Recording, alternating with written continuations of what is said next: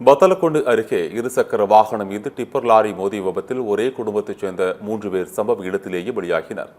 திண்டுக்கல் மாவட்டம் வத்தலக்குண்டு அருகே உள்ள தெப்பத்துப்பட்டியைச் சேர்ந்த விவசாயி காத்தவராய், இவரது மனைவி ஜோதிமணி மற்றும் பேரன் ஆச்சி பாண்டி, பேத்தி ஆச்சியம்மாள் ஆகிய மூவரும் இருசக்கர வாகனத்தில் வீடு சென்று மளிகைப் பொருட்கள் வாங்கிக் கொண்டு மீண்டும் வத்தலக்குண்டு சாலையில் தெப்பத்துப்பட்டி நோக்கி சென்று கொண்டிருந்தனர். அப்போது வீடு நோக்கி செம்மண் ஏற்றுக்கொண்டு அதிவேகமாக சென்ற டிப்பர் லாரி 4 பேர் சென்ற இருசக்கர வாகனம் மீது பயங்கரமாக மோதியது. இந்த விபத்தில் காத்தவராயன், ஜோதி மற்றும் பேத்தி ஆச்சியம்மாள் ஆகிய 3 பேரும் சம்பவ இடத்திலேயே உயிரிழந்தனர். பேரன் ஆச்சி பாண்டி தீவிர சிகிச்சை பெற்று வருகிறார்.